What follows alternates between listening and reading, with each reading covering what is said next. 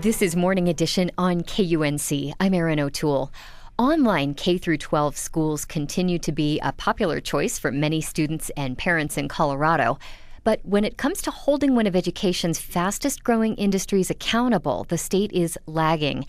KUNC's Grace Hood joins us with an update on a story she first reported last year on the status of the 2007 online education law.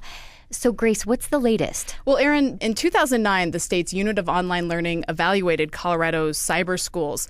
It sent out corrective action letters to 4 schools, but then the department decided to hold those schools harmless. And that basically meant that those schools didn't have to submit turnaround plans to the state.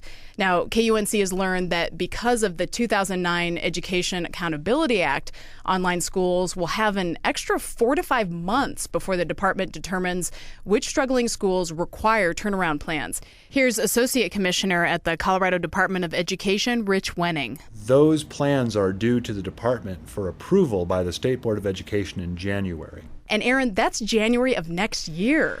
Okay, so meanwhile, the state's online school system is continuing to grow. That's right. Last year's full-time student population broke 13,000. That was up 12.5% from the previous year, and that was a slowdown compared to previous years. But there's still plenty of room for growth.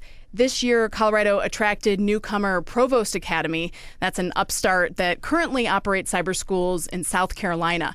It will join 18 other multi-district online schools this next school year.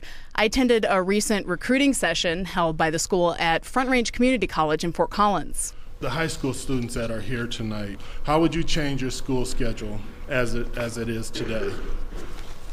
Tim, what about you? Get up in the morning. Okay. And as we go further on the presentation, you'll see that is one of the reasons why. Getting up may be tough for high school sophomore Timothy Thompson, but he was willing to spend a part of his Friday night at the recruiting session. My dad kind of pulled me into it. He was like, here's something to check it out. Terry Thompson says he's worried about his son's progress with math and chemistry and summed up his interests this way. A lot of colleges are doing it, so just see what it's all about. More flexibility, variety of classes. There's a lot of reasons why students and parents are attracted to online schools. That's according to Audie Rubin, Executive Director of Provost Academy, Colorado. What does the typical online learning student look like? I would probably have to line up about 18 different kids and kind of walk through and say, these are the typical unique situations that draw students to online. Data shows that online schools also attract kids who are at risk of dropping out, and that translates into low performance scores for some schools, numbers that trail statewide averages by double-digit figures. But Rubin, who also sits on the Colorado Department of Education Advisory Committee for Online Learning, says a new evaluation tool called the Colorado Growth Model, which measures student growth over 3 years, is showing that the state's cyber schools are advancing students.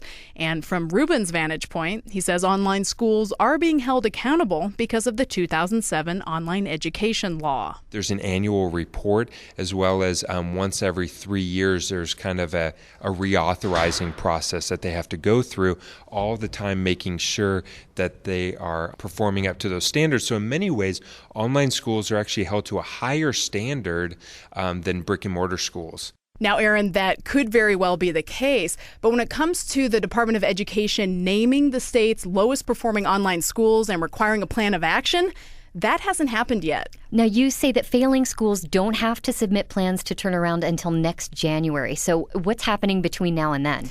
Well, Associate Commissioner Wenning says that the state's online schools will get preliminary feedback based on their annual reports in the coming months. And this fall, the state will run online schools through its new accountability system, along with bricks and mortar schools. Okay. So how will things look different then under the 2009 Education Accountability Act? Essentially, this new law merges the evaluation of online schools with brick and mortar schools. This new system will provide an accreditation category and 1 of 4 ratings to schools, either requiring a performance plan, an improvement plan, priority improvement, or a turnaround plan. But Erin, putting this into place is not easy. Despite extensive planning, the Department of Education is still finding snags as it's putting this new law into place. For example, I contacted the department at the beginning of March to find out which online schools were getting corrective action letters. We had some back and forth, but it took the department until April to decide that it wouldn't be sending out those letters at all this spring. Here's Rich Wenning. While we thought we had caught everything in legislation last year and working with our state legislature, we hadn't caught it all. And that really required us to slow it down and to make sure the input we were giving to the schools was consistent. And Aaron, it's important to point out that online schools authorizing districts oversee many of the day-to-day details with these schools, and some are even stepping in to play a larger role. Do you have an example of a district doing that? Well, one of the schools that actually received a corrective action letter last year, it's called the Colorado Distance and Electronic Learning Academy. It was shut down by its authorizing district earlier this year. The Charter School Institute cited this school's lack of academic progress and poor financial planning as reasons for the closure. Okay. Grace, thank you. Thank you. That's Grace Hood with an update on state oversight of K-12 online schools.